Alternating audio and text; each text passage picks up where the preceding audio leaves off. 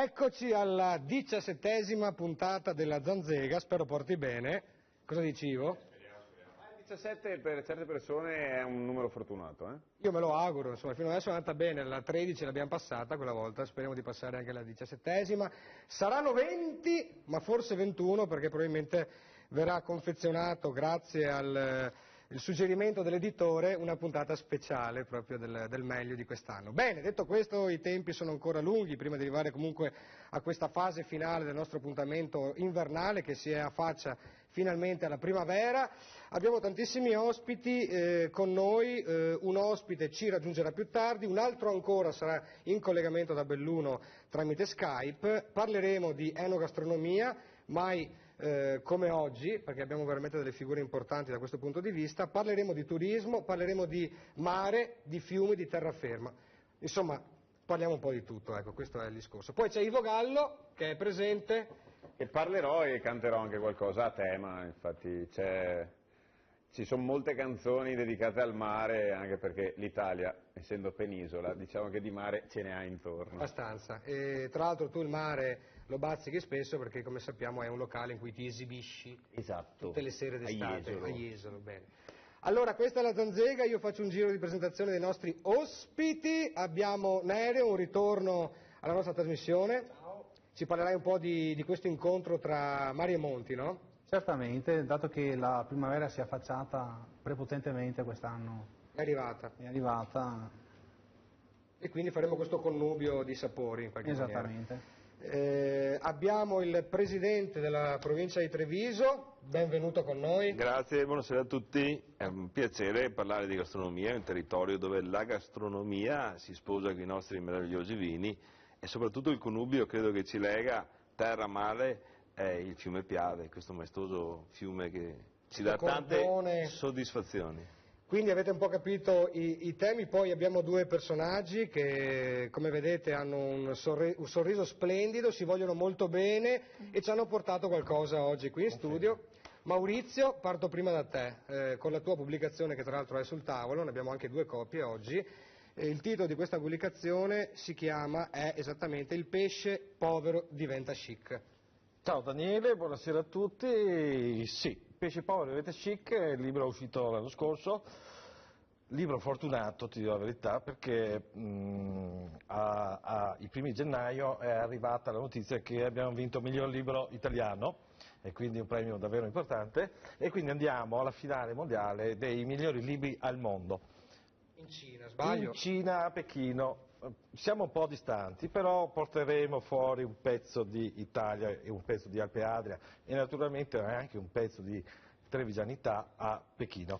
E questo è utile? Questo è utile sicuramente perché bisogna continuare a esportare le nostre eccellenze, ne abbiamo molte, ne abbiamo da parlare per anni se volessimo anche in questa trasmissione e quindi... Faremo 28 puntate dedicate. Potremmo fare molto. Dico fortuna perché comunque, fortuna o magari anche bravura, sicuramente il libro è piaciuto, è un libro diverso, innovativo, richiama alle tradizioni di quelle che sono il pesce e la pesca del pesce azzurro, che c'era tra l'altro una confusione incredibile sia nel mondo degli chef della ristorazione e sia a casa, no? Allora ho fatto delle indagini e ci ho messo quasi un anno per scoprire quali sono le tipologie del pesce azzurro che si pescano nell'Alto Adriatico, perché qualcuno mi parlava di tonno, qualcuno mi parlava di ricciola, ma erano tutti fuori strada. I quali non arrivano di solito a Jesolo, mi pare. I tonni una volta arrivavano fino a Trieste, c'era anche una tonnara, sì, ma c'era proprio una tonnara che arrivano in chiusa. scatola oppure? No, oltre 500 capi autorizzati l'anno scorso dalla Capitaneria di Porto per la pesca sportiva di tonni. Diciamo che non è un pesce proprio tipico 80, nostre... No, come no? Ah sì, è tipico. La risalita avviene perché noi abbiamo i grandi corsi d'acqua, Piave, Brenta e quant'altro, che portano molto materiale alla foce, certo, per cui è organico anche, attrae il pesce azzurro, che sono le piccole sardine, la sardina viene mangiata allo sgombro, e i tonni mangiano gli sgombri, per cui è una catena proprio, certo, che ha derivato. E noi mangiamo i tonni. nella catena alla fine. Il tonno Ma è anche un le pesce- sardine sono buonissime. Facciamo tutto. Il tonno è un pesce dei nostri mari, ma non è un pesce azzurro, ecco, questo tanto per bravo. capirci. Ecco, Sì, questa perché è io la cosa veramente non so importante. nulla, Esatto. infatti la scopro come novità questa. E qui, anche grazie agli studi che abbiamo fatto con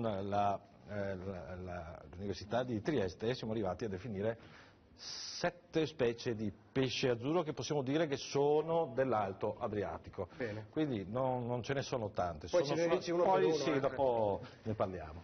Allora abbiamo Tiziana che collabora con Maurizio, se non sbaglio tu ti occupi delle pubbliche relazioni di questi progetti, no? Certamente sì, mi occupo poi anche della guida Manier Ben, che è la nostra guida che ormai ha 18 anni di età, diciamo. Maggiorenne, È maggiorenne e valorizza proprio il territorio dell'Alpe Adria. Per cui Alpe Adria intendiamo, giusto per chi non lo sapesse, come Alpe zona. Adria intendiamo l'Alto Adriatico fino poi ad arrivare alle Alpi, quindi nella fattispecie questa guida si occupa del territorio io vi spiego proprio le regioni che così la semplifico molto, quindi il Veneto, il Friuli Venezia Giulia, il Trentino Alto Adige, poi c'è la parte dell'Austria con la Carinzia, la Slovenia, quindi l'Istria, e la Croazia con l'Istria e la Slovenia, e c'è poi anche una parte sulla quale noi approfondiamo esattamente, che è la Franciacorta e la provincia di Brescia. Da quest'anno abbiamo... Quindi sono zone a vocazione diversa l'una dall'altra e con grandissime eccellenze, questo è un po'... Grandissime mette insieme molte eccellenze. cose questa copertura. Guarda, se mi permetti devo dire una cosa che è fondamentale, perché molti non conoscono la definizione Alpe Adria, questa è una cosa molto importante. Infatti l'ho chiesto anch'io perché volevo... Qui non è far usata, chiarezza. se noi invece già ci spostiamo in Austria, questa cosa è molto sentita, ci sono centri commerciali che si chiamano Alpe Adria, ci sono giornali che si chiamano, riviste che si chiamano Alpe Adria, ci sono negozi che si chiamano Alpe Adria. Qua di Alpe Banche Adria anche. ne sappiamo poco, ma in realtà io una delle cose che ci tengo veramente a dire è che per me l'Alpe Adria, che da vivo costantemente tutti gli anni e quasi tutti i giorni della mia vita, e comunque ci vivo perché Conegliano è nell'Alpe Fa parte Adria, dentro questa copertura, diciamo. esatto, è uno dei territori a livello mondiale più interessanti per quello che riguarda la cultura e l'enogastronomia, perché gli intrecci delle culture che arrivano dai Balcani si fondono con la Mitteleuropa, quindi con l'Asburgo, l'Austria, l'Europa centrale, si fondono con quello che la Repubblica di Venezia nei secoli ha portato in questo territorio e anche Ha fatto rete per quasi 1000 anni. ha Quindi. commerciato, ha espanso comunque un'agricoltura della Repubblica veneziana importantissima, ricette storiche che si mangiano tuttora importantissime, quindi fino alla Lombardia, quindi Trentino Alto Adige compreso c'è veramente Di tutto. di tutto di più, ma gli incroci che sono proprio culturali, storici, che sono davvero unici. Allora io mi alzo perché abbiamo questa presenza, ci siamo conosciuti da poco, però insomma spero che sia utile a tutti a capirne di più per quanto riguarda l'aspetto enologico, dare qualche informazione utile a tutti. Abbiamo Monia, tu sei una sommelier, è giusto, è corretto? Dicono. Hai fatto l'esametto 1, 2, 3, terzo grado? Esatto, Ok, bravo. bene. Sì, sono una sommelier, faccio parte di FISAR, la Federazione Italiana Sommelier, Albergatori e Ristoratori. Io faccio parte della delegazione di Treviso, posso dirlo con orgoglio che siamo la delegazione più numerosa d'Italia e oggi Quanti sono siete, qui scusa? 600 circa, quindi sì, un gruppo nutrito. Lo diciamo, se non faccio figuracce, faccio parte anche del consiglio direttivo per la provincia di Treviso, sempre sommelier, quindi insomma cerchiamo di fare bene. Ne sai a pacchi sul vino? No, mio Ne sai a Dio, pacchi, no bene, dai, bene. cerchiamo Io non di so fare nulla, bene. ma sono un ottimo bevitore. Bucoschiano quasi, bucoschiano. Credo l'esame di sommelier è l'unico esame dove tutti vogliono essere bocciati, così poi lo ripeti e vedi ancora. Ok, io ti seguo sempre e poi mi perdo in vogallo. Abbiamo Monia alla tua destra, io ti chiedo scusa se ti passo da Tergo, abbiamo Alberto, eccolo Buonasera. qua, vedo che c'è un sacco di roba sopra. Sì, vi ho portato un po' di prodottini, insomma, tipici di Chioggia. Stasera vi proporrò qualche piatto rivisitato anche in chiave un po' moderna, così, comunque sempre legato alla tradizione. Ecco, quindi Chioggia è una realtà di cui spesso non si parla, invece è una città, oltre che essere bellissima, ha una cultura e una storia lunghissima, del cibo fantastico, una zona molto molto bella, e poi ci sono tante storie legate, poi anche di goldoniana memoria, legate proprio ai Chiogiotti, no? Si dice, giusto? Chiogiotti, giusto. Però è sempre una zona facente parte di quella che è patrimonio dell'umanità, la Laguna Veneta, e quindi è giusto che approfondiamo. Una volta organizzeremo, se il buon Gallo sarà disponibile, una trasferta a Chioggia, perché no? Ma in Laguna va benissimo, perché visto che sono gallo, galleggio, quindi Ecco. basta, oggi vado Sì, di battute. Non so di cosa ti sei nutrito, ma direi che può andare, dai.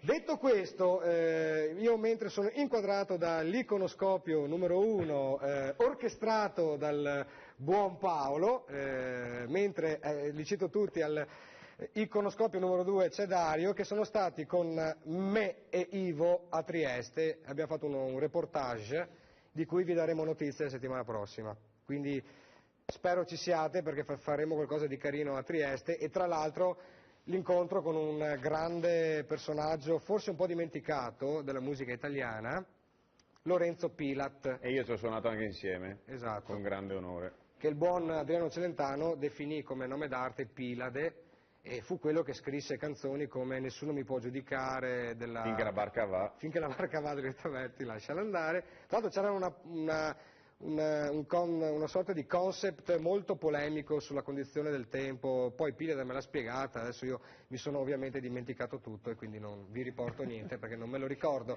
Detto questo, cari amici della Zanzega, facciamo una piccolissima pausa e poi torniamo con grande entusiasmo.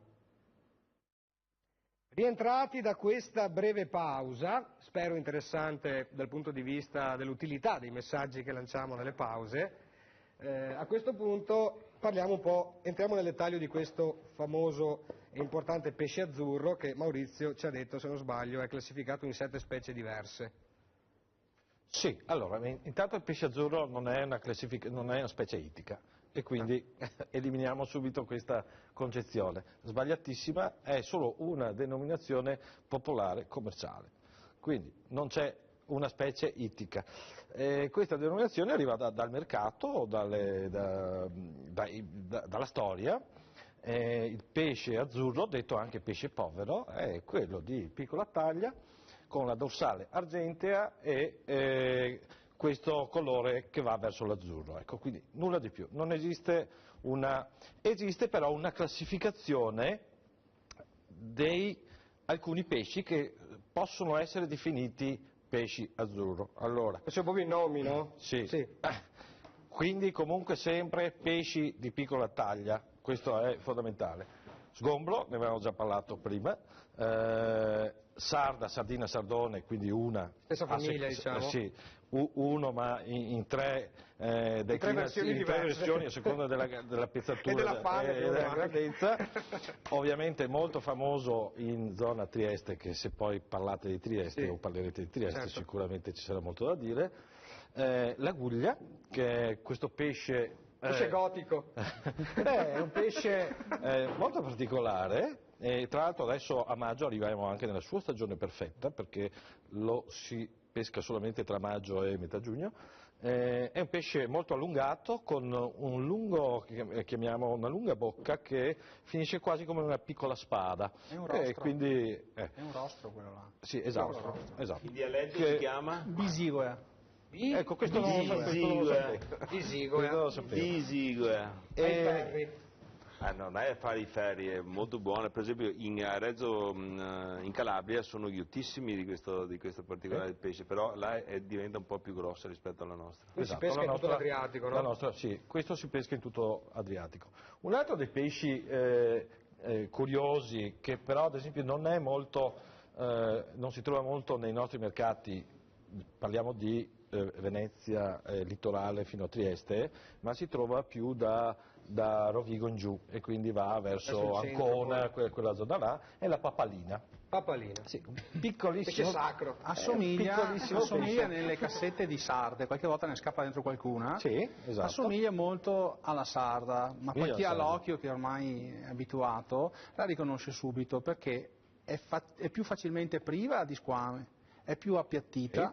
bravissimo. Rispetto alla sarda, la testa ce l'ha leggermente più allungata e la parte boccale gli si intravedono meglio, diciamo, la teleostratura, sarebbe la formazione, non si può definire scheletrica, ma quasi, della bocca rispetto alla sarda. Sì. Nella sarda è un po' più riempita di carne, diciamo.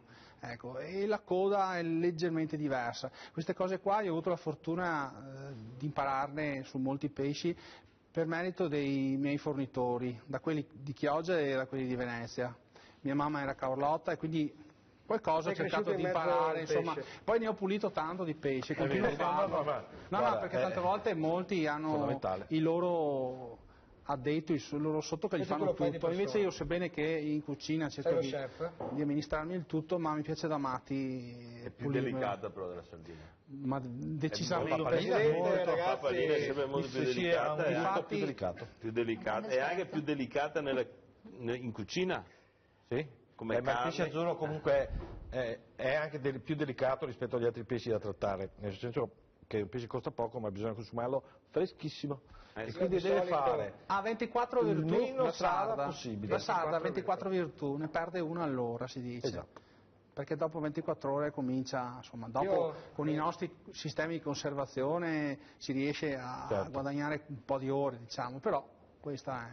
Devo dire che io di solito le sarde ne ho mangiate tante, ma ne ho tirate molte di più.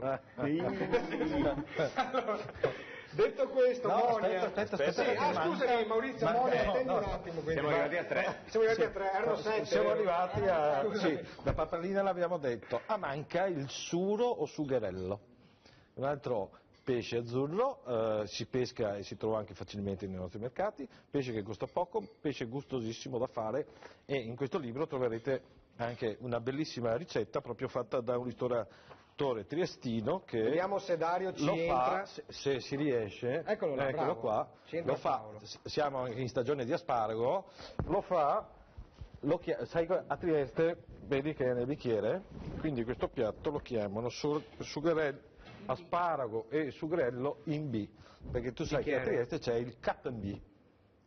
K&B è il cappuccino del bicchiere. Sì, è vero che hanno se tu vai a Trieste anche la iota nel bicchiere. Fanno anche la iotta, cioè la classica minestra. Veramente non so cosa sia. Comunque in B vuol dire il cappuccino nel bicchiere, quindi la moda triestina, quando vai a chiedere un cappuccino lo chiamano tutti i triestini K&B. E quindi questo... Ecco perché non ce l'hanno servito l'altro giorno. Vedi. Prima dovevi leggere il libro. E quindi c'è il sugarello, altro pesce. Poi siamo a 5? 4? 5? Siamo a... Mi pare 5. Ricominciamo. Allora, l'alice, manca l'alice, che veramente è uno dei pesci. È di là che prepara il TG. Sì, e che conosciamo tutti, facile anche da preparare, e soprattutto anche nei periodi estivi. Qui c'è una bellissima ricetta, sempre di questo ristoratore triestino, facilissima da fare a casa. Poi ce la dici bene. È il toast di alici con la mozzarella di bufala e i fiori di zucca. Una roba semplice che faccio anch'io normalmente quando arrivano gli ospiti a casa per stupirli. Per stupirli faccio sempre un grande figurone. Con le alici. Sì, con le alici. Ultimo pesce azzurro, e poi ti lascio la parola, scusa, è la laccia. La laccia è uno dei pesci azzurri che viene pescato e ributtato in mare perché ha troppe spine. Quindi non si mangia? Non si mangia, viene ributtato. È una via di mezzo, la laccia, tra la sarda e la ringa. Sì. In linea di massima, più o meno così.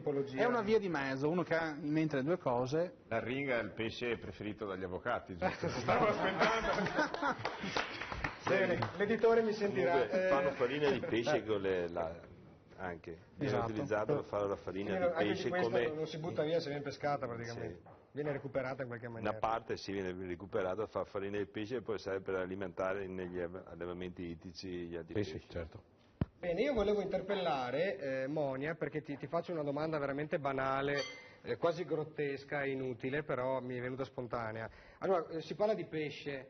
Allora, col pesce si accompagna solo col vino bianco oppure ci sono delle... No, direi di no, dipende dal pesce, dipende dal vino bianco, tanti fattori vanno ad incidere naturalmente su ciò che è poi il risultato finale dell'abbinamento cibo-vino. Pertanto possiamo abbinare tranquillamente anche del vino rosso, magari molto giovane, sicuramente poco tannico, o dei vini rosati che comunque abbiano un certo corpo, non magari quelli estremamente dolci, più indicati per altre portate. Bene, c'è sempre stata questa, no? Vino rosso col pesce non si può, eccetera, Una eccetera. proposta di un abbinamento però ci dovrebbe dare Monia, chiedo scusa. Monia, lei vorrebbe una proposta di Una abbinamento? proposta di un pesce Beh, con Beh, vino il presidente, rosso. ragazzi. Sì, vuole che ci Ma per la giochiamo... gente che ci... No, è perfetto, è perfetto. Per far provare le molte... No, ha ragione. Vuole che magari parliamo immediatamente con Alberto, perché io ho visto dei piatti di Alberto, o ce la giochiamo dopo? No, Nel dici senso pure, che abbiamo potrebbe essere solo anche un'anticipazione, sì, ecco. nostro qui locale, potremmo andare anche con un raboso, volendo, senza problemi, con anche tranquillamente un antipasto, sempre di pesci, non troppo strutturati, magari delicati. Possiamo metterci tranquillamente anche un primo piatto, purché sia accompagnato magari anche da delle verdure, in modo da risultare molto più leggero. Perfetto. L'anguilla. Con cosa si può mangiare?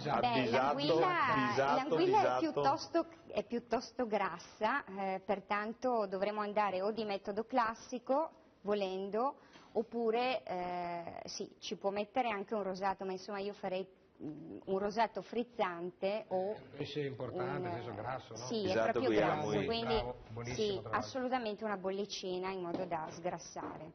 Benissimo, lanciamo questo piccolissimo contributo perché io e Igor Sperandio, che è il responsabile commerciale dell'area orientale del gruppo T-Vision, siamo stati ad assaggiare dei cicchetti veneziani.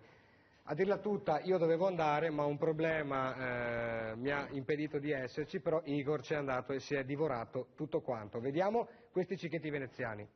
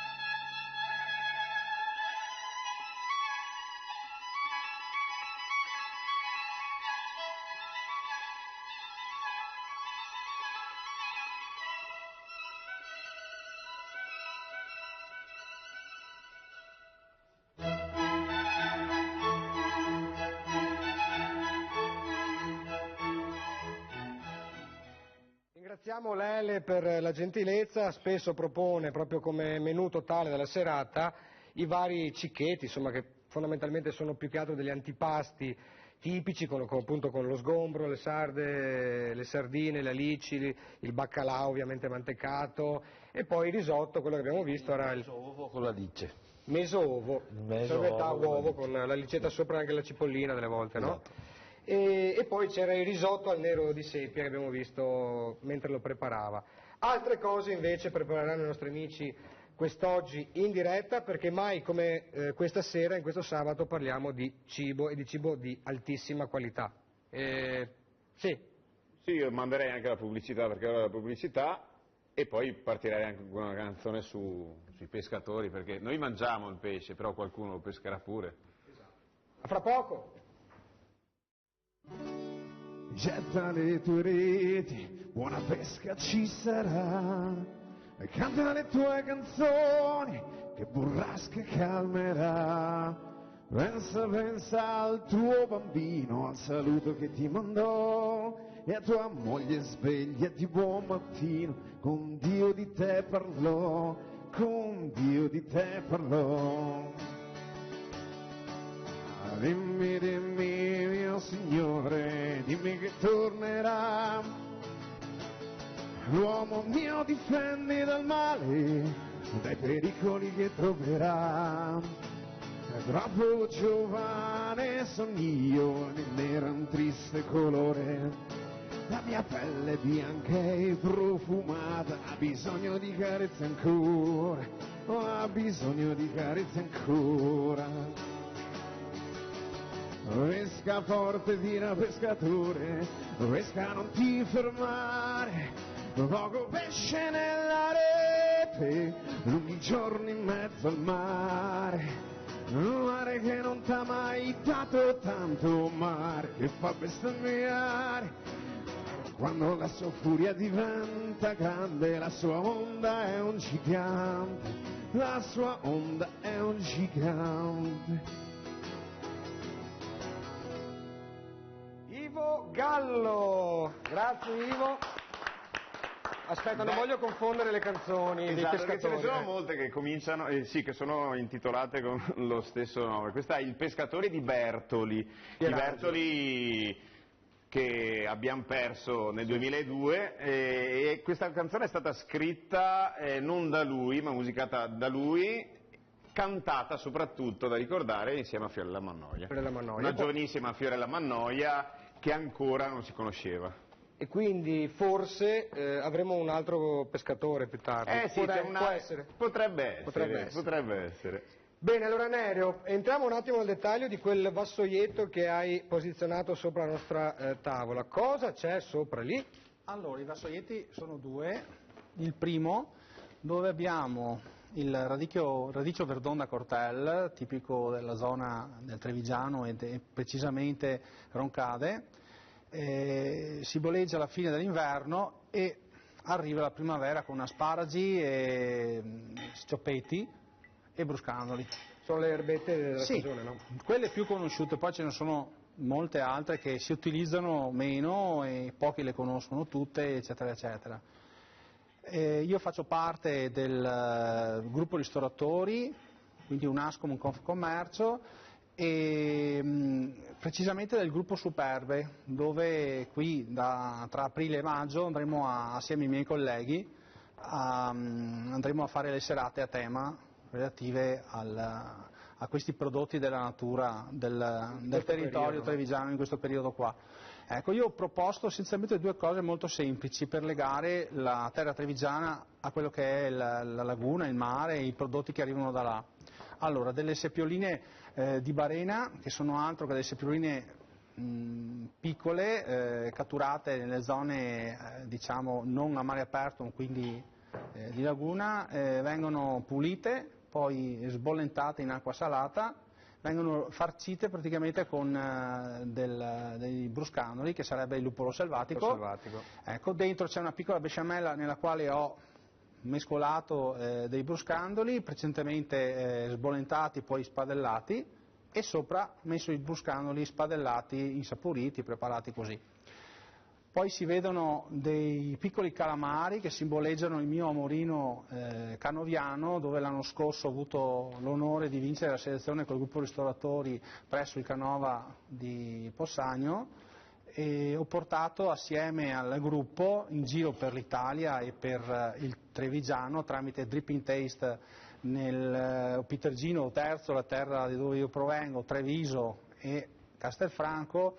Ci sono state queste manifestazioni, poi siamo andati ad Assisi, perché lì hanno portato molte opere del Canova. Ah sì, questo mi ricordo. Esattamente. C'è questo evento. E poi infine, per terminare il tutto, abbiamo portato a Roma, all'Hotel Sheraton, il radicchio di Treviso e il variegato di Castelfranco, assieme anche al mio collega Carlo Pasin della Pasina, che saluto, e un altro, chiamiamolo ragazzo, che vive da 6 anni a Roma, che è Franzin Roberto, con il quale abbiamo preparato una tavolozza di 3,5 metri per 1,5, ripetendo un quadro di un pittore che rappresentava la campagna trevigiana con 2 piante di cachi, con tutti i prodotti, con le salse fatte a base di casatella, di seppie numido, se non altri prodotti, eccetera, eccetera. È una cosa un po' lunga da raccontare.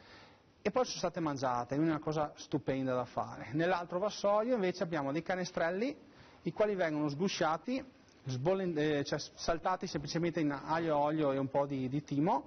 Sotto, con la casatella Lea della Soligo, ho fatto una crema assieme ai carletti qua, I carletti.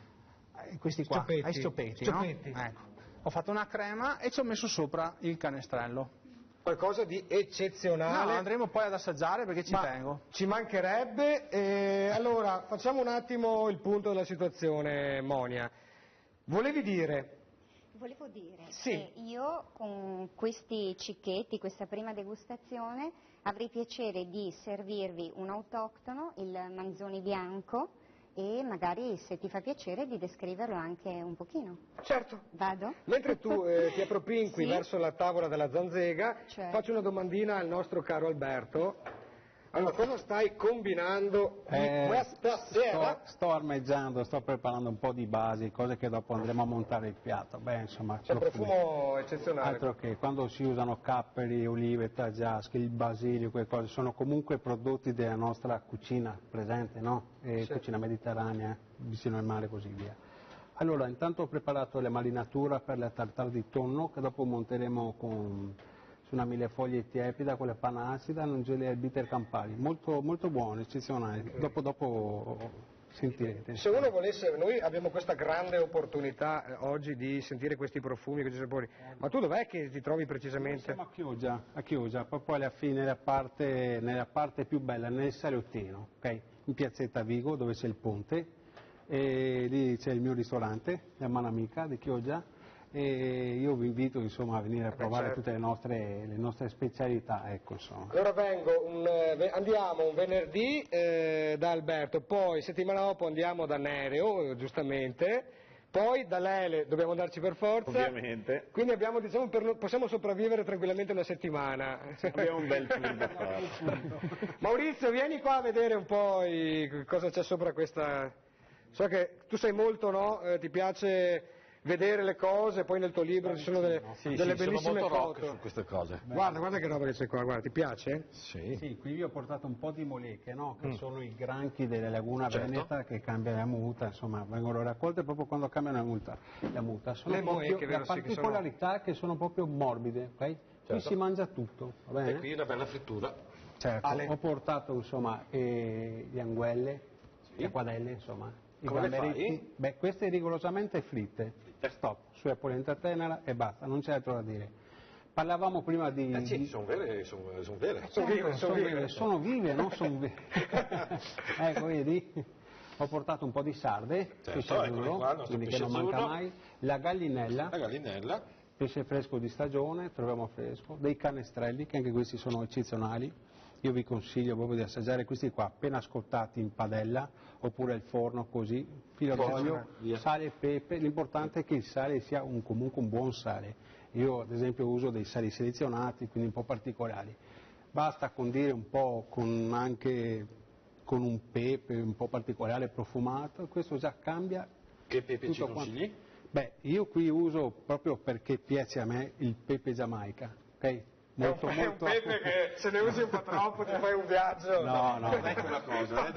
Non è quella cosa, il pepe nero giamaica, molto aromatico, quindi insomma è bello avvolgente, non è pungente, capito? Quindi, non è pungente, sì. Ecco, quindi io ho fatto queste prove, insomma, ad ogni ricetta. La gallinella invece come... Beh, questa normalmente va fatta ai ferri, oppure in covercià, che è la nostra ricetta tipica. In covercià. Il coperchio. Allora, viene fatta prima i ferri e dopo perché da dove nasce l'esigenza di incoverciare il pesce? I pescatori una volta, quando erano fuori in mare... Il Presidente ci spiegherà come fa lui. Sì. Okay. Quando erano fuori in mare, quando era ora di mangiare così, mettevano del pesce sopra la griglia, sopra i carboni ardenti che facevano in mare, quello che avanzava, ovviamente non c'erano né microonde né forni per poter riscaldare. Cosa si faceva? In una padella con un soffritto di aglio, un poco di vino bianco, dell'aceto, veniva messo il pesce del giorno prima o della mattina o comunque freddo, col coperchio e veniva fatto riscaldare. Okay? Quindi Questo assumeva un altro sapore, assumeva un altro sapore, la gallinella in cuvercià, e questa si presta particolarmente. Bene. Certo. Ti piace? In Covercià mi ricorda tanto parlare sempre di Alpe Adria, mi ricordo dei piatti che arrivano dai Balcani. Dall'Istria? Sì, Da Dalmazia? Ancora più in giù, poi sono arrivati in Istria, e questo sicuramente. E sono quelli dove cuociono dentro la campana, no? C'è una campana di ghisa coperta anche di bronze, sopra destra e lato, sopra e sotto dappertutto. Si crea una camera di calore. È come un po' la vasocottura, che poi ti parlerò, perché certo. ti dirò. Ma poi entreremo con i vasi. È un altro libro che... Sentiamo un attimo Monia, allora spiegaci un secondo a noi poveri, almeno parlo per me e per Ivo, perché i nostri ospiti sono iper preparati. Vuoi che te lo verso anche, che così magari lo degustiamo insieme? Sì, lo gustiamo insieme. Tu puoi? Maurizio, torniamo al nostro tavolo. Assaggiare. Eccolo qua. Allora, andiamo a degustare. È un Manzoni bianco IGT 2012 di 12 gradi,5 alcol, è della cantina Campo di Pietra di Salgareda. Questo è un prodotto interessante, nel senso che è assolutamente un autoctono, è nato più o meno negli anni 30 alla scuola enologica di Conegliano, grazie, famosa, storica. Assolutamente, che veramente rende merito esatto, alla provincia di Treviso e sicuramente a Conegliano, perché è una delle più prestigiose tutt'oggi. È nato grazie a quest'idea, a questo incrocio tra Riesling, Renano e Pinot Bianco, che è stato appunto creato dal professor Manzoni. È un vino aromatico, molto profumato, erbaceo, leggermente fruttato, io l'ho già sentito per voi, ha delle note sicuramente di frutta matura all'interno della mela e si sente appunto anche l'erbaceo. Se lo volete degustare, lo troverete, lo facciamo insieme? Sì, io sono a disposizione quando c'è da degustare. Sì, è già cominciato. L'avevo già fatto in realtà. Vabbè, degustiamo. Nel momento in cui andiamo a degustarlo sentiamo sicuramente il corpo, il grado alcolico, un buon ritorno.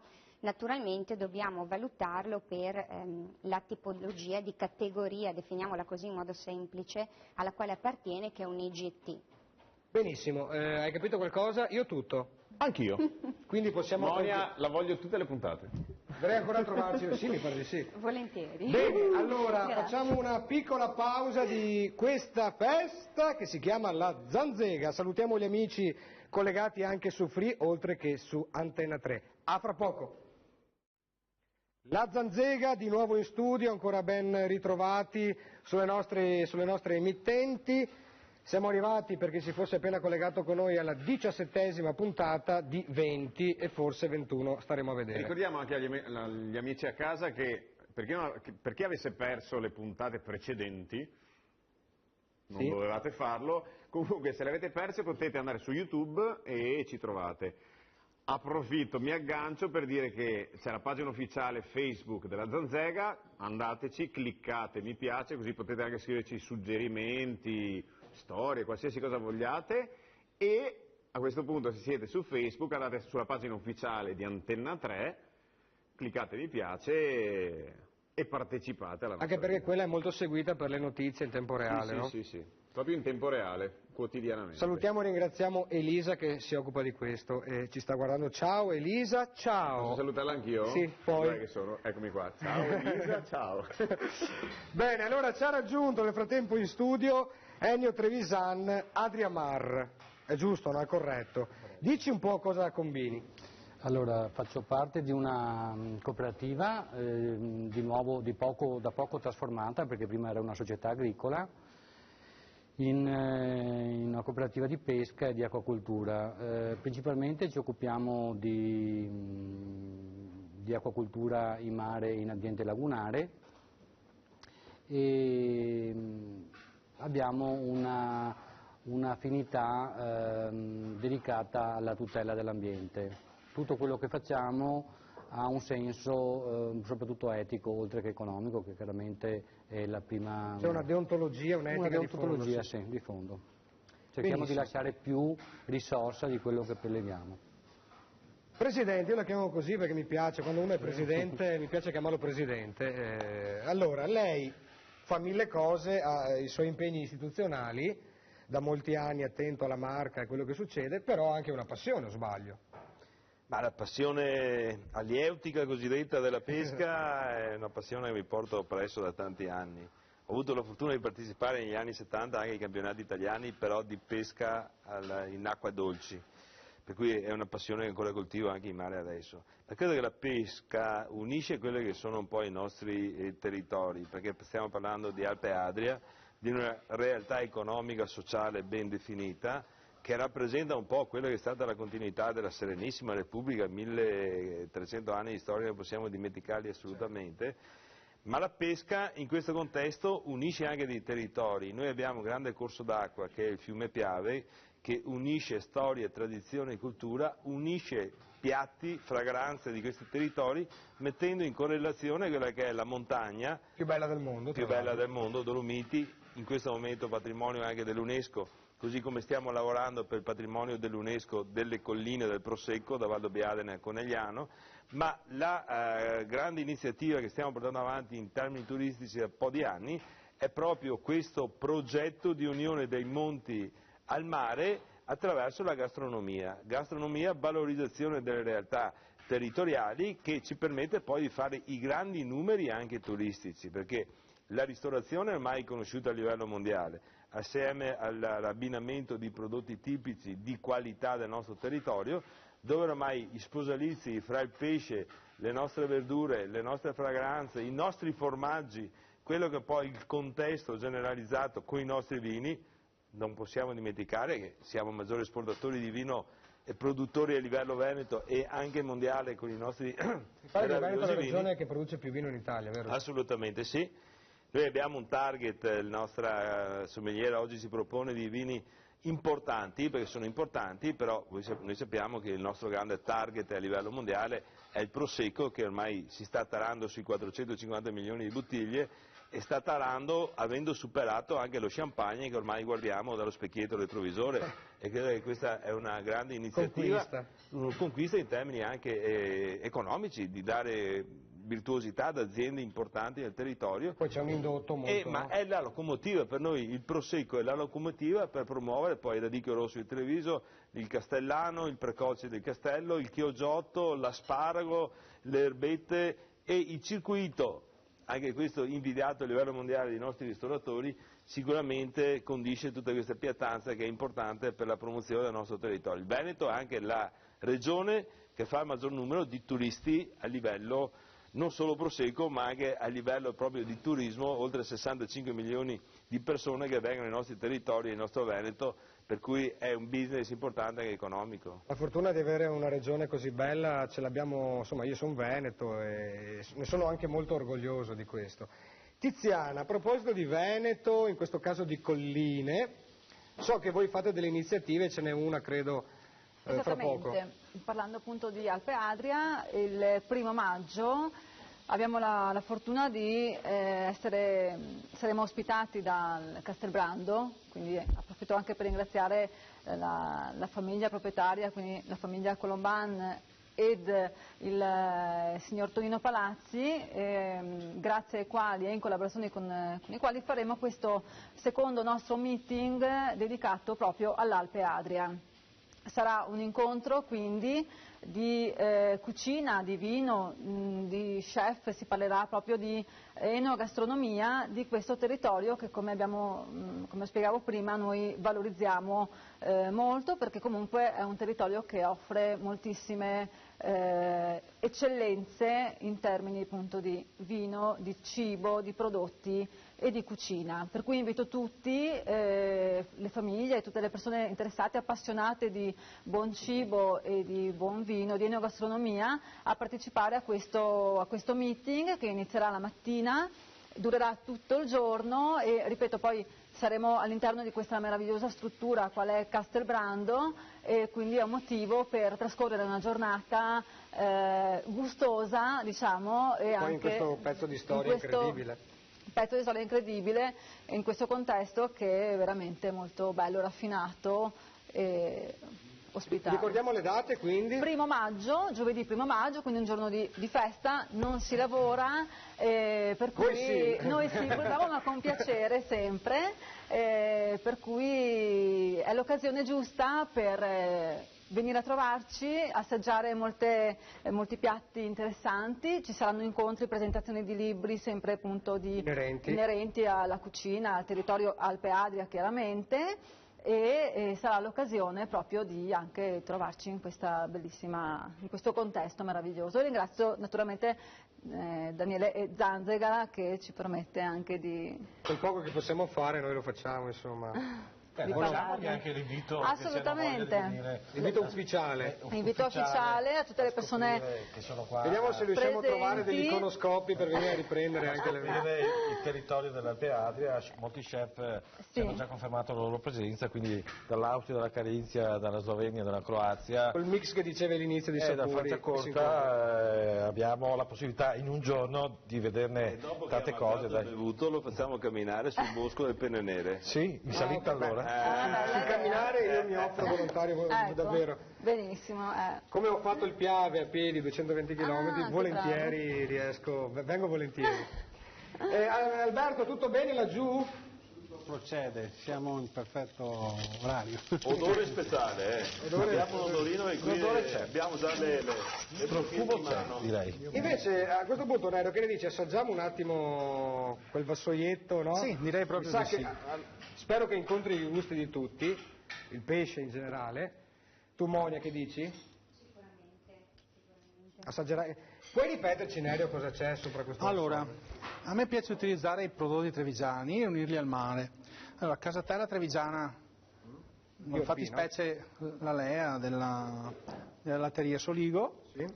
E i stoppetti. No, sì. Sbollentati, raffreddati velocemente con acqua e ghiaccio in modo che rimangano verdissimi, passati al mixer, un po' di pangrattato, un po' di sale, un po' di pepe, un filo d'olio, basta, viene fuori questa salsina.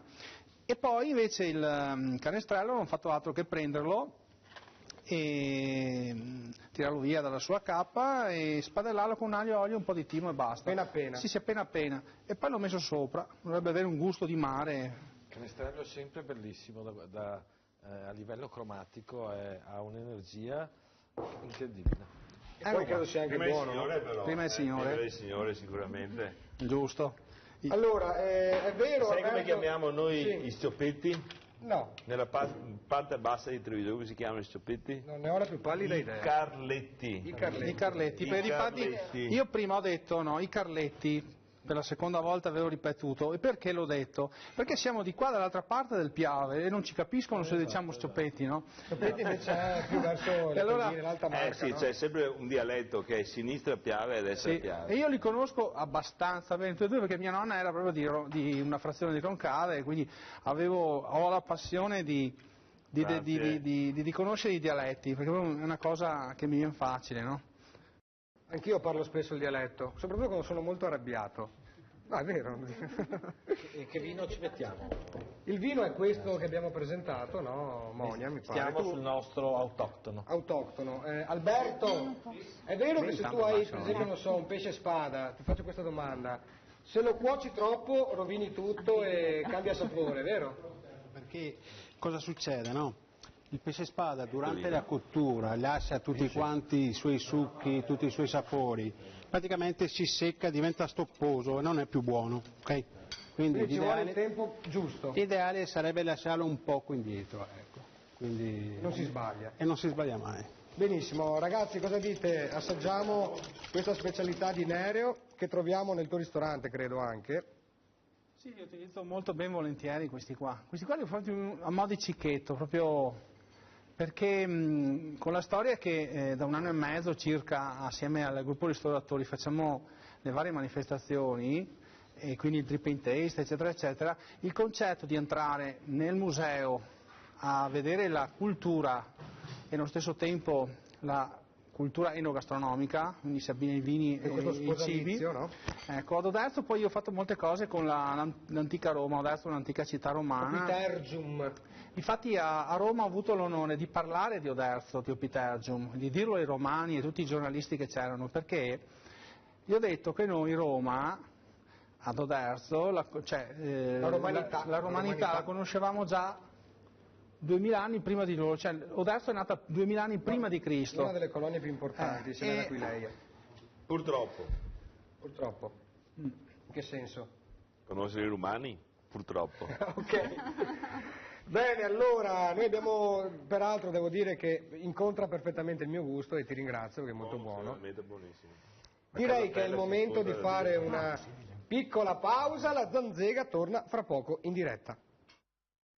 La Zanzega, rientrati a metà di questo viaggio dove si parla molto di pesca, di pesce, di mare, di laguna, ma abbiamo detto anche di specialità invece legate alla terraferma, nella fattispecie oggi con i nostri ospiti che vengono dalla Marca trevigiana e poi Alberto invece che è davvero molto bravo e molto attento, che viene da Chioggia, come diciamo Chioggia in realtà che molte volte consideriamo un po' meno. Invece volevo chiedere ad Ennio, intanto mentre parliamo chiederei alla regia di far partire così qualche immagine tratta da questo video Adriamar, perché voi vi occupate anche di turismo, ho sbagliato o è giusto? No, abbiamo l'approccio diretto, è un'esportazione, la chiamiamo noi a chilometro zero e a impatto zero, nel senso che il consumatore viene direttamente da noi tramite i ristoranti della zona, Cavallino e Jesolo, e in qualche modo riforniamo il prodotto direttamente. E dunque più virtuosi di così.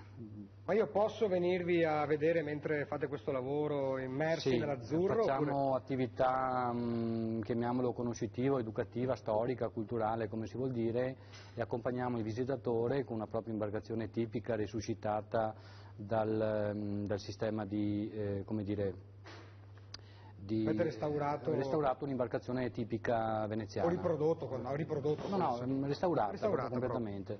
Era provvista di licenza di pesca a strascico, oramai lo strascico entro le 3 miglia non si può più fare per la normativa europea e di conseguenza tutto quel tipo di imbarcazioni che avevano una stazza molto piccola e in qualche modo aveva le conseguenze che si andava a cozzare con i problemi di sicurezza, sono state tutte quante quasi per il 80-90% demolite. Questa qui è stata...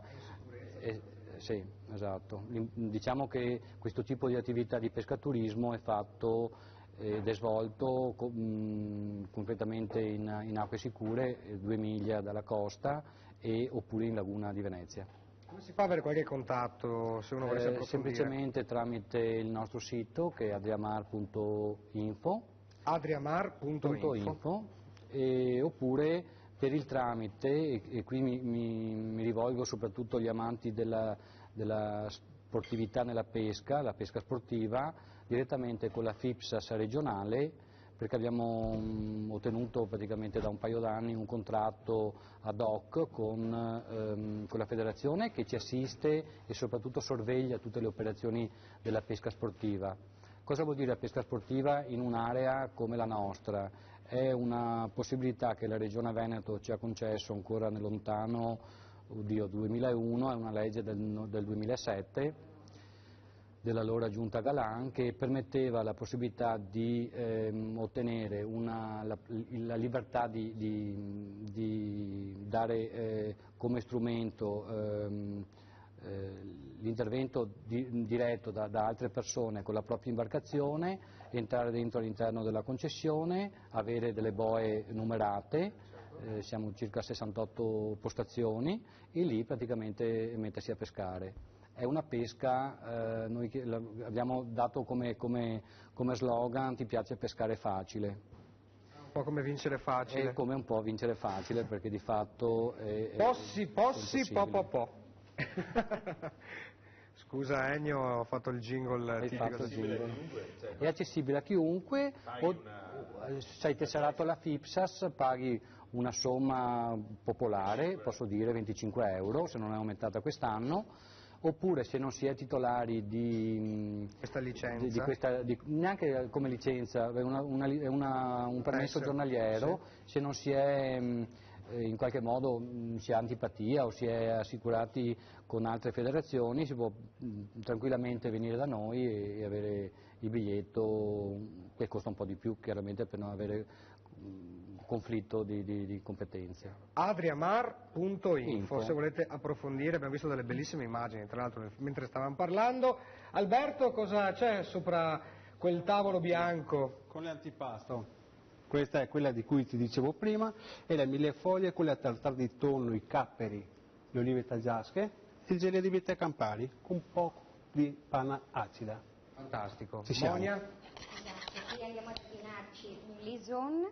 La scelta, data l'importanza del piatto, è comunque varia, nel senso che potremmo mettere benissimo un metodo classico, potremmo mettere un vino un po' più morbido per andare a supportare l'acidità della panna, però abbiamo sentito insieme allo chef e questo lison ci sta. Benissimo, allora siamo quasi pronti per andare poi con un altro piatto, perché Alberto ci stupirà con altre delizie, di questo lo ringraziamo, tanto quanto ha fatto il buon Nerio, che abbiamo degustato. Cos'era, una seppiolina quella là? Sì. Vediamo se l'iconoscopio numero 3 riesce ad inquadrarla. Adesso ho messo in difficoltà i tecnici. Era da un po' che volevo mettervi in difficoltà, ma perché so che avete una grande capacità di problem solving. Perché Maurizio sta, mentre noi parliamo, fa ma voi, e io mangio. Magnar ben, no? Proprio lavoro, Tiziana, vero? È il mio lavoro. È il tuo lavoro. I premi che date a questo evento, a Cison? Certamente, ogni anno noi in ogni edizione della Guida Magnar Ben vengono assegnati degli award per i migliori ristoranti, che si distinguono in miglior ristorante di pesce, di terra, miglior osteria, eccetera, eccetera, e anche le migliori eccellenze per quanto riguarda la sezione dei vini. Per cui nell'occasione proprio del 1° maggio a Castelbrando, in Vesto a Falpe Adria, daremo proprio questi award a questi chef e alle cantine che quest'anno verranno. Dimmi Maurizio. Tengo a dire che queste cose sono scritte in inglese, Best of Alpe Adria e Award sono scritte in inglese, ed ha un senso, perché non vorrei sembrare che dobbiamo fare lo snob. Sì, ecco. Non vogliamo fare gli snob, ma è lingua internazionale. Parliamo di 4 nazioni, quindi per forza di cose, per capirci con la lingua ufficiale per tutti, con gli sloveni, con i croati, bisogna parlare in inglese. In inglese. Quindi certo, questa è la lingua che parla anche, diciamo, ufficialmente in questi eventi poi anche la nostra associazione, quindi ecco perché ci sono questi titoli con queste definizioni anglofone, ecco. Il sito, scusate ragazzi, non abbiamo mai detto il vostro sito. Certamente il nostro sito è www.magnarben.it. Magnarben.it. Sì, tra l'altro stiamo finendo il sito nuovo, sarà un sito molto fresco, interessante, ci saranno tante novità. E quindi credo che sia proprio di prossima pubblicazione verso domenica, lunedì prossimo. Quindi fresco. Siamo freschi. Quasi come il pesce che ha portato Alberto, che si muove addirittura, fantastico. Allora io lascerei la parola in italiano questa volta. Sì, questa volta in italiano. Questo pezzo ha lo stesso titolo dell'altro, si intitola Il pescatore, però è stato scritto da Fabrizio De André, che anche lui ci ha lasciato nel 99. Tra l'altro lui era di Genova, quindi sul mare, chi meglio di chi abita proprio sul mare, vive il mare o può vivere il mare. E basta, io partirei. Io lo ascolterei volentieri. Ok, vado. Ivo Gallo con Il pescatore. All'ombra dell'ultimo sole s'era subito un pescatore e aveva un solco lungo viso come una specie di sorriso. Venne alla spiaggia un assassino, 2 occhi grandi da bambino, 2 occhi enormi di paura, erano gli specchi di un'avventura. La la la la la la la la la la la la la la la la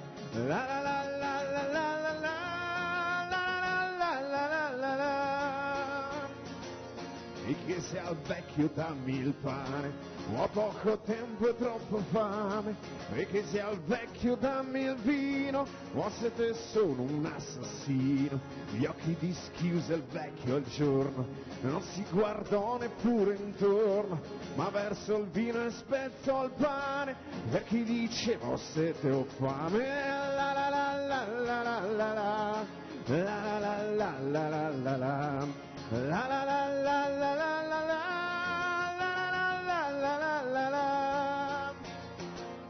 E fu il calore di un momento, poi via di nuovo verso il vento, davanti agli occhi ancora il sole, dietro alle spalle un pescatore, dietro alle spalle un pescatore, e la memoria è già dolore, è già il rimpianto di un aprile, giocata all'ombra di un cortile. La la la la la la, la la la la la la la, la la la.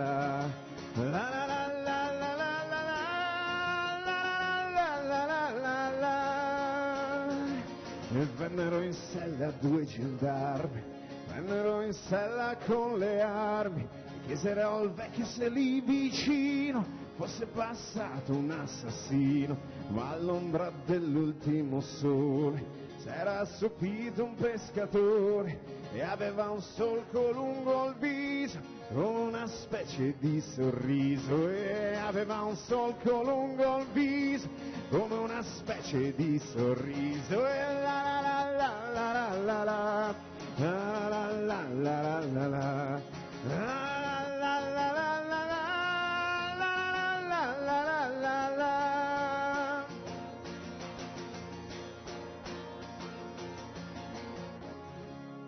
Ivo Gallo! Oh, grazie!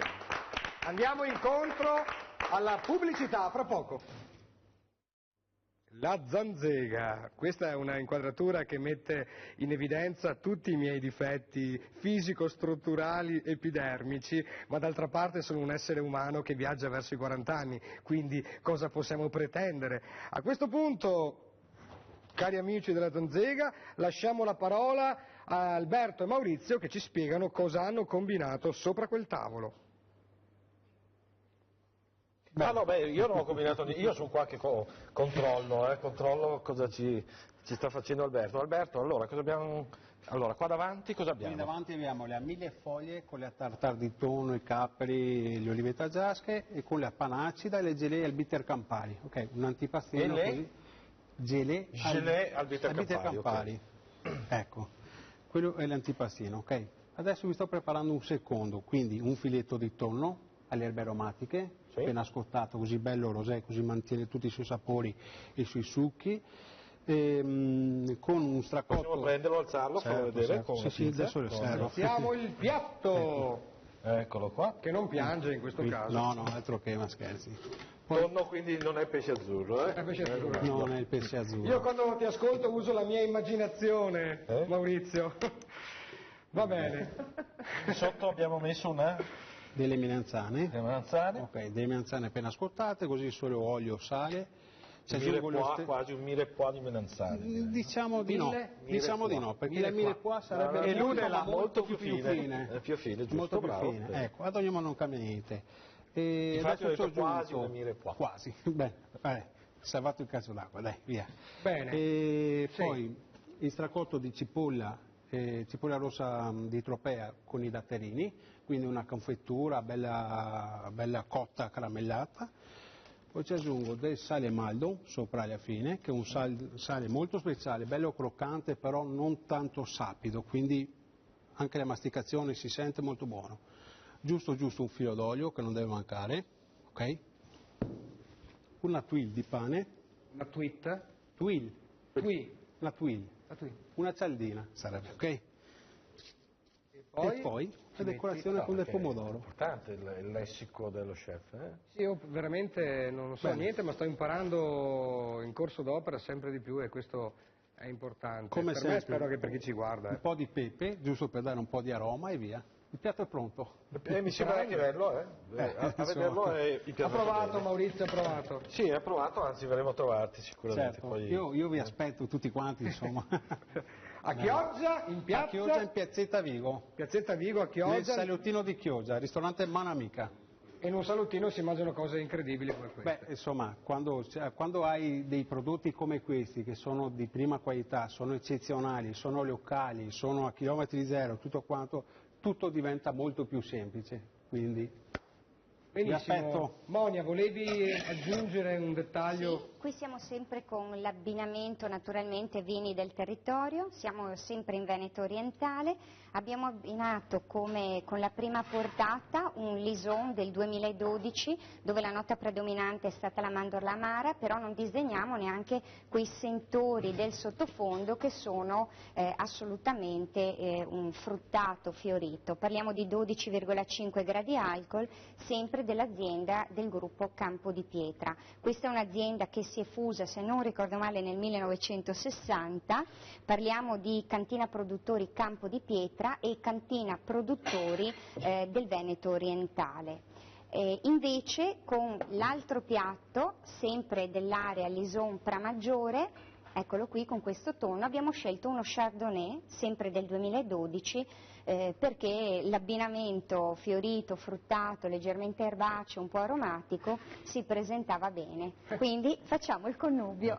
Sposalizio. Ci mettiamo qui? Eccoli là. Eccoli qua. Più su, più su? Non prendermi troppo. Più su, più su? Più su, così? Occhio, ecco. Spero che da casa, si vede molto bene. Eccoci. Bene. La TV che ingrassa oggi più che mai, devo dire, caro Ivo. Sì. Tu puoi mangiare queste cose, sì? Sì, posso pur persistendo stoicamente nella mia dieta, che mi ha fatto perdere 13 kg, però il pesce sì, posso mangiarlo. Infatti il pesce è leggero, finalmente... Voi avete già cominciato a bere, a mangiare, io sono qua ormai la festa ma noi musicanti siamo sempre un po' in disparte. L'ultima ruota del carro! Allora, detto questo, vediamo, sentiamo anzi se Giuliano Vantaggi è in collegamento con noi telefonico. Giuliano, mi senti? Giuliano non mi sente. Allora, perché Giuliano? Perché, Presidente, così interpello anche lei, insieme a Giuliano Vantaggi, Francesco Maino, Nicola Piccoli, insomma un gruppo di non solo appassionati ma di studiosi, si sta per presentare questa candidatura del Piave, Fiume Sacro alla Patria, come patrimonio dell'umanità. Uno dei, voglio dire, personaggi più illustri di questo gruppo è Giuliano, che è già direttore marketing delle Dolomiti UNESCO, quindi stiamo affrontando questo percorso. Come la vede la faccenda?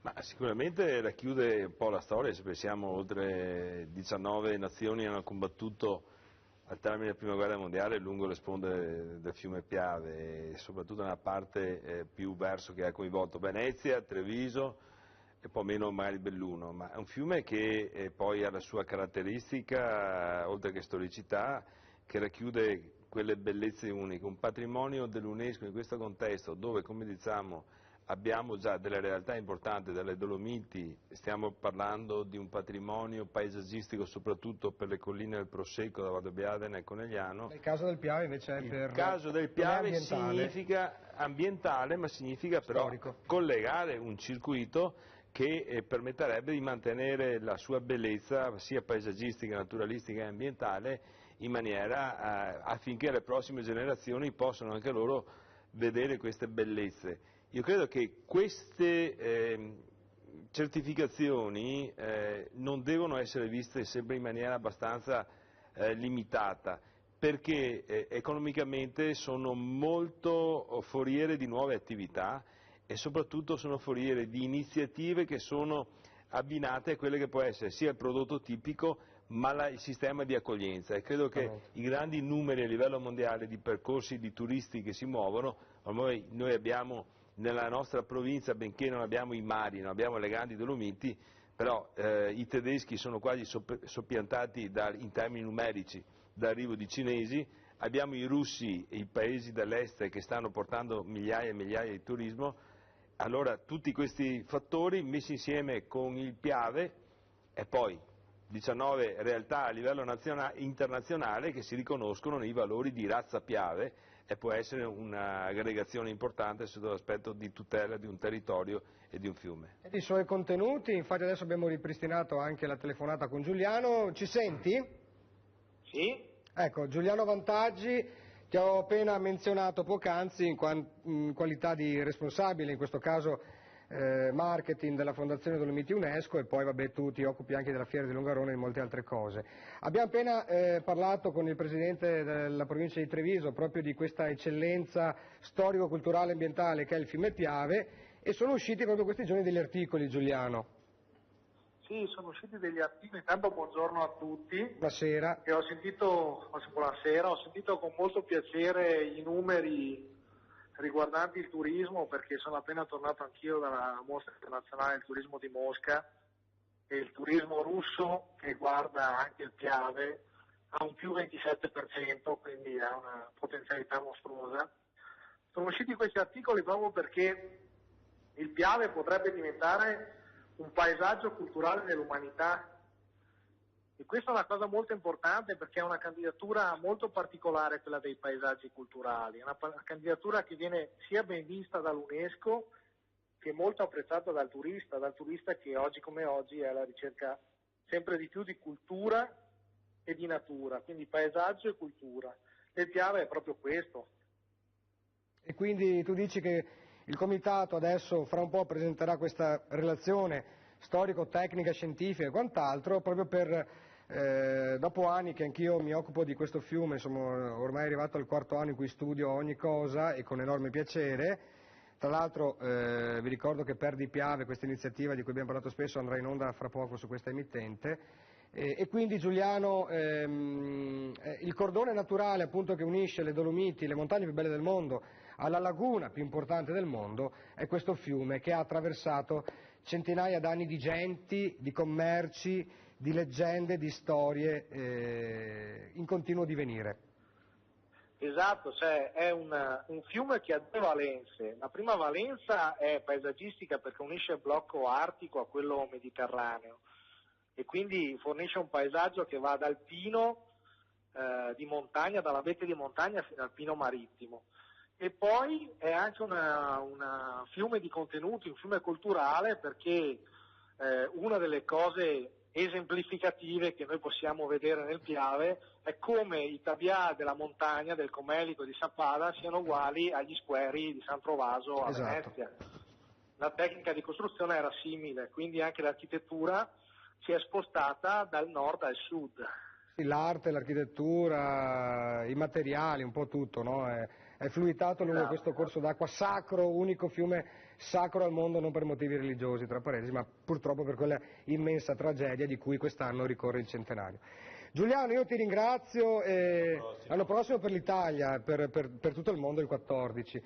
Giuliano, ti ringrazio, ci sentiremo presto, perché appunto vogliamo essere aggiornati sul proseguo di questa bellissima esperienza che spero porterà nuovo benessere alla regione del Veneto e alle 3 province coinvolte, Treviso, Venezia e Belluno. Grazie Giuliano.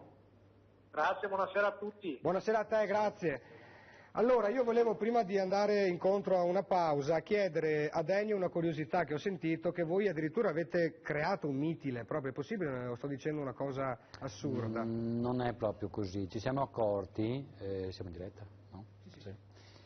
Siamo accorti che parliamo della vongola verace, raccolta in allevamento,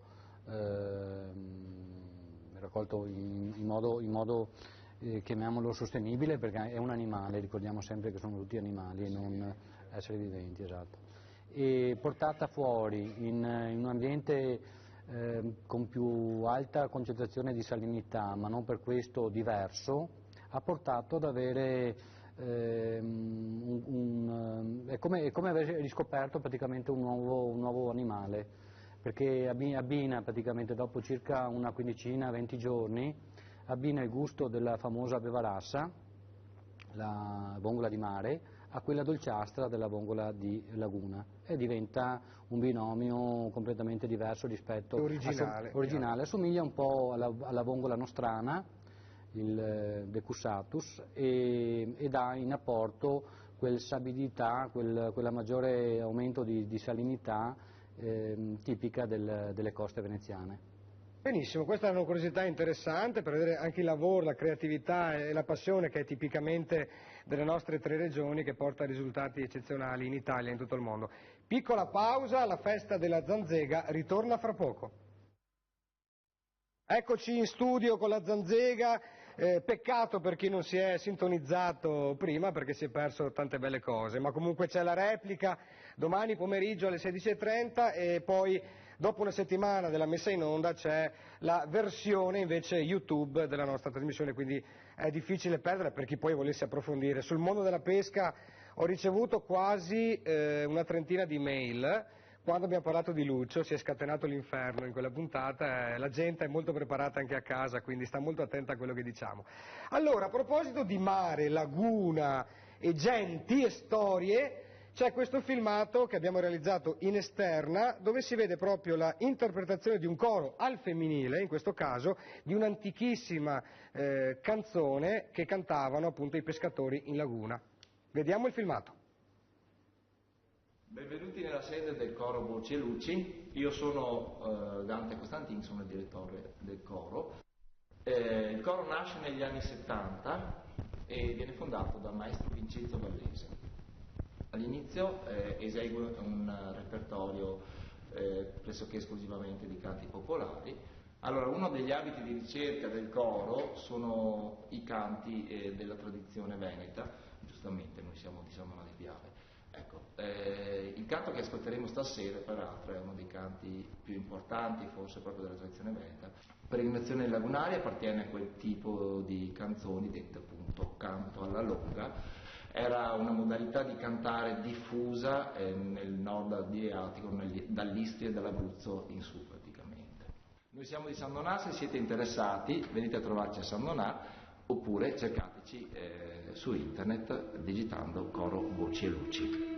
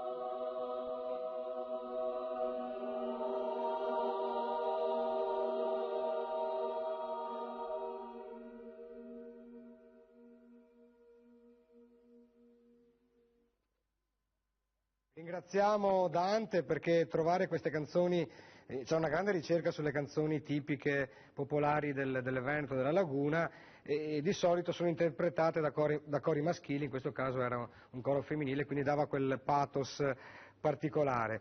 Siamo in diretta con la Zanzega, io volevo ricordare a tutti che appunto domani siamo in replica alle 16:30, oggi abbiamo parlato tantissimo di pesce però che unisce in questo caso anche le montagne, e di questo Nerio è maestro, nel senso che tu fai anche carne, comunque oggi abbiamo parlato di pesce, ma ovviamente...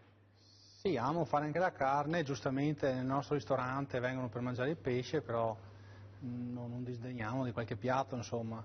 Sempre però attornato dalla freschezza delle verdure del periodo, sì. Soprattutto. Adesso siamo in tempo di appunto di primavera. Chiama gli stoppetti dall'altra parte.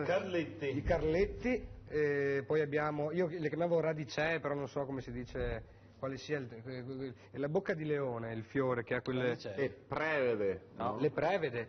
Sì. La dice è can. Quello che ha il fiore quello giallo, tarasacco in italiano, radicio de can destra piade. Radicio de can, invece io lo chiamavo radicee, vero? Perché è radicea però dopo, poi abbiamo il tarasacco, poi abbiamo anche, come si chiama, la rosolina. Esatto. L'altra erbetta. Che è la pianta del papavero. Che una volta il pevarello, da non confondere, che uno è una cosa e uno è un'altra. Esatto. Infatti lui prima mi diceva sul tarasacco che è poco usato, no? Perché purtroppo buonissimo, è una questione di commercializzazione, uno si fa riempire la bocca da un nome piuttosto da un altro, invece è molto depurativo per il fegato oltretutto, fa molto bene sia la radice che le foglie. Si usa anche come strumento di formazione professionale la piassona. Sì. Giusto che c'è pia sì, bravo. La filastrocca, che magari un giorno vi canterò. Diciamo che siamo, in questo periodo siamo nella stagione più bella dell'anno. La primavera. Gastronomicamente parlando siamo nella stagione in cui si sveglia tutto, no? E quindi riparte... Anche gli ormoni maschili e femminili. Riparte tutto con questa natura strepitosa e abbiamo la possibilità, ecco, tra poco ad esempio faremo un meeting, un incontro, una cena tra i ristoratori istriani, i produttori istriani, che anche loro hanno gli asparagi, però ce li hanno quelli selvatici, quelli verdi, sì, quelli verdi bianchi, molto fini e lunghi, e verremo proprio qua nel Piave, parlando sempre di Piave, alle Marcandole, a fare un incontro con 3 ristoratori di loro, 2 o 3 produttori di olio che tra l'altro sono straordinari. Olio di che zona, scusi? Istria.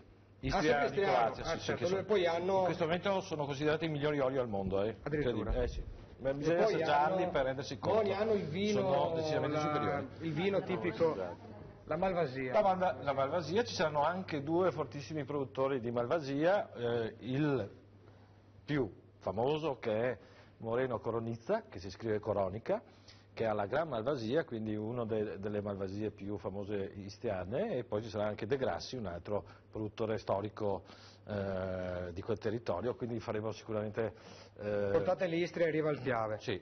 Benissimo. Tra l'altro 2 cuochi, 2 ristoranti, 2 chef, uno che tra l'altro ha vinto miglior piatto della Piadia, della nostra guida, con un branzino che tra l'altro abbiamo portato anche al Canale 5, un branzino cotto in costa di pane con le erbette fini, un piatto straordinario con dei profumi straordinari, veramente unici, e parliamo di piatti tradizionali, quindi non sono piatti nuovi. Poi ci sarà un altro chef, la Taverna Pergola, che invece è un cuoco innovativo di quel territorio, e quindi poi ci scontreremo con la cucina delle Marcandole, dei fratelli Rorato, giusto? Esatto. Alessandro. La Roberta. Che hanno fatto sempre ai matrimoni quando facevo il DJ. Facevano il catering. Che hanno questa cucina veramente interessante, che secondo noi è stata la miglior cucina per quanto riguarda i ristoranti di pesce dell'anno 2014 della nostra guida. Comunque sulla guida c'è tutto. Ivo, che ne pensi? Cosa dici? C'è anche a pagina 143, abbiamo anche il ristorante di Dussin. Mi sa che non entri anche il buon Alberto con un ottimo punteggio. Ma andremo sicuramente a trovarlo. Benissimo Ivo, noi abbiamo parlato di tante cose buone, però è bello sentire anche musica. Quella era una musica un po' particolare, era un coro che rivisita i canti storici della laguna. Voci e luci, giusto? Esatto, con il maestro Dante, e adesso ci spostiamo invece dove? Ci spostiamo verso il mare, visto che stiamo parlando di mare. Prima parlavamo di pescatori, adesso un aspetto del mare che Enrico Ruggeri nell'84 ha trascritto, la sensazione del mare d'inverno, poi cantata anche da Loredana Bertè. Comunque, il mare d'inverno, per chi è abituato a vedere il mare d'estate, località turistiche, eccetera, eccetera, il mare d'inverno è una cosa grandiosa. Io che sono cresciuto sia a San Donà, poi quando avevo 20 anni mi sono trasferito a Jesolo, adesso sono felicemente a Treviso, ma un po' il mare mi manca, e soprattutto appunto il mare nella stagione invernale, perché è molto molto affascinante. Il mare d'inverno è solo un film in bianco e nero visto alla TV, e verso l'interno qualche nuvola dal cielo che si butta giù, sabbia bagnata, una lettera che al vento sta portando via,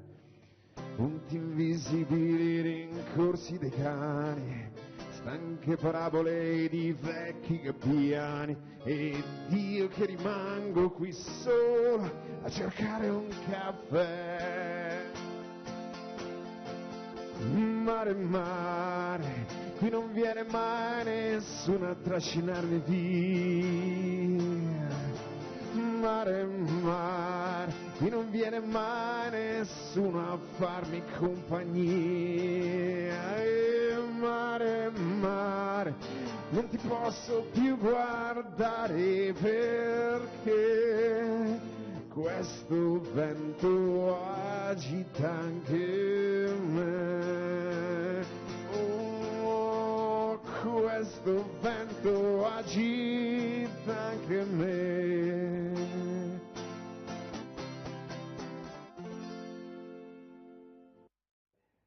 La Zanzega, ringrazio Roberto che non avevo prima salutato all'iconoscopio numero 2, perché ce ne sono 3 in studio che ci guardano, si parlano, confabulano, però lo fanno con grandissima professionalità, e di questo vi ringrazio ragazzi. Detto questo, allora siamo al piatto finale che Alberto ci ha preparato. Io direi che Maurizio fai tu da Cicerone. Sì. Imagination. Allora adesso siamo su un bel primo, bello consistente. Bello, hai scelto una pasta dove un fusillone, un bel fusillone, quindi dove il sugo e l'impasto del pesce lo prende bene, tutto lo prende bene, poi, proprio rotondo al massimo. Quindi cosa ci hai preparato? Allora, questo è un fusillone di pasta di semola di grano duro, è un fusillone artigianale, quindi molto buono. Certo, non è quello di quelli, insomma, commerciali così, un po' particolare, ecco, molto buono questo. E come salsa, come sugo ci ho abbinato il granchio, l'aglio e il rosmarino. C'è anche la concasse di pomodoro che dà un po' di acidità. Alla fine ci metto un po' di melenzana croccante. Quindi è anche facile da fare a casa questo. Ma semplicissimo, quindi dopo vi lascio anche la ricetta. Ecco qui. Fantastico, fantastico. È anche bello da vedere, direi. Io adoro la pasta, ci vede. Meglio profumato. Sì, hai una tua immaginazione, Maurizio? Sì, la mia immaginazione. È interessante il fusillone di grano duro, un fusillone duro. Fusillone, ok. Bene, siamo verso la fine, quindi capite che dopo 14 gotti di vino. Sono semplicemente fritte. Okay? Fritte. Prima vengono tagliate, vengono messe a marinare un poco del sale in modo che perdi tutta la sua parte dell'acqua, tutta la sua parte. Sì, sono molto buone, molto croccanti. Bravissimo Alberto, complimenti da parte mia. In olio di? Olio di oliva, rigorosamente. Benissimo. Bello allora Maurizio, il nostro piatto, cosa dici?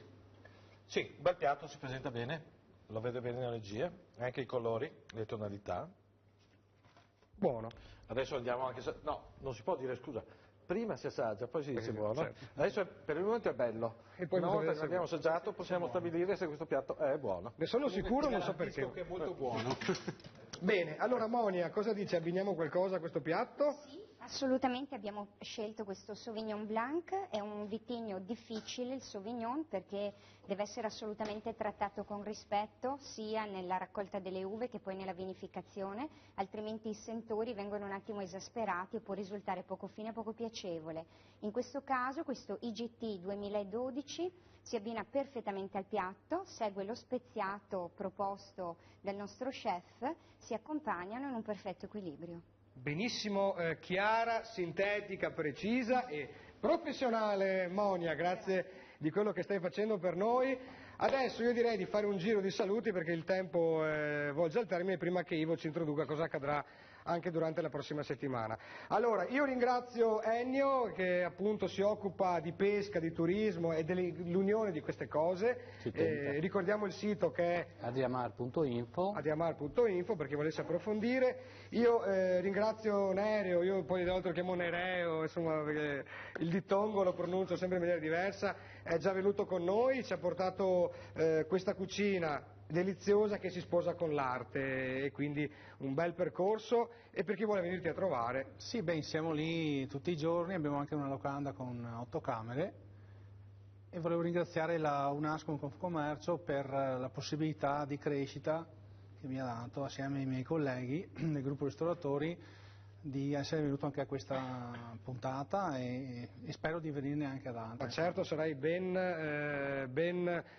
accetto come lo sei già stato perché fai delle cose eccezionali. Io ringrazio davvero il presidente della provincia di Treviso, Mr. President mi verrebbe da dire. Lei sta facendo di tutto come è giusto per promuovere la provincia, che è una provincia veneta e meravigliosa. Manca il mare ma c'è tutto il resto, no? Ma è un lavoro di squadra, io ringrazio per l'invito a essere qui perché parlare di prodotti tipici locali è veramente una grande opportunità in un contesto familiare come questo dove abbiamo unito la cucina di Chioggia ai prodotti di Treviso o ai canestrelli di Caorle o del veneziano di Jesolo, per cui è un sistema che noi vogliamo promuovere, che tutte le iniziative che ho sempre fatto anche come provincia di Treviso ma anche con i miei colleghi è sempre stato quello di promuovere un territorio per il buon gusto, per valorizzare questi prodotti e per dimostrare il nostro grande sistema di accoglienza che abbiamo su prodotti di qualità, perché non abbiamo parlato forse poco, ma noi puntiamo esclusivamente sulla qualità del prodotto, sulla salubrità del prodotto e anche tutte le iniziative che ho sentito in questo contesto vanno in questa direzione, che dal mio punto di vista è il futuro. Responsabilità, passione, come ho visto questa serata, e credo che è la cucina vincente o la ricetta vincente per poter attrarre sempre più interesse del mondo globale a venire a vedere e degustare questi piatti. Grazie infinite, grazie anche a Maurizio per le iniziative e questa bellissima pubblicazione che abbiamo presentato poc'anzi. In bocca al lupo per tutto. Io, guarda, devo dire che è la prima volta che veniamo, sono stati molto bene, è una bella trasmissione. E sai perché? Perché sembra di essere in famiglia ed è veramente un complimento, ci sono sempre personaggi molto preparati, interessanti, tu sei molto bravo e il tuo staff mi sembra veramente perfetto. Quindi siamo tutto un gruppo di amici per la trasmissione, ma credo che ne abbiamo già fatti perché in questo momento è una trasmissione di successo, quindi bisogna continuare a coltivarla in questa direzione. Tornerai con noi, grazie, volentieri. Come tornerà Tiziana, ti ringrazio. Ricordiamo il vostro sito dell'associazione e il prossimo appuntamento, come dicevamo prima. Certamente, il nostro sito è www.maniarben.it. Mi unisco ai ringraziamenti di Maurizio e ai complimenti, siamo stati veramente molto bene. E ci vedremo presto. In buona compagnia, sì. Grazie. Alberto, ti ringrazio, tu rientrerai a Chioggia tra poco, sei stato magnifico e straordinario. Grazie, molto gentile. Ricordiamo che ci possiamo trovare la tua cucina a Chioggia. A Chioggia, al ristorante La Manamica. Che è nel salotto di Chioggia. Nel salottino di Chioggia, appena sotto il ponte. Monia, grazie della tua precisa, professionale presenza e ti ringraziamo di essere stata con noi. Grazie. E ci vediamo presto, alla prossima. Senz'altro. Bene, Ivo, io come Lele Marcassa vi saluto e vi ringrazio, lascio la chiusura a Ivo Gallo perché avremo qualcosa da scoprire nelle prossime puntate. Ivo. Esatto, questa volta come saluti finali abbiamo scelto un video che abbiamo girato nella nostra avventura triestina che andrà in onda appunto nella prossima puntata come anticipazione, quindi il nostro amico col quale ho anche suonato insieme, ma lo vedremo nella prossima puntata. Adesso per concludere Lorenzo Pilates, detto Pilade. Mi sbaglio se... Oh Lorenzo, scusa, vai Lorenzo, ok. A good morning,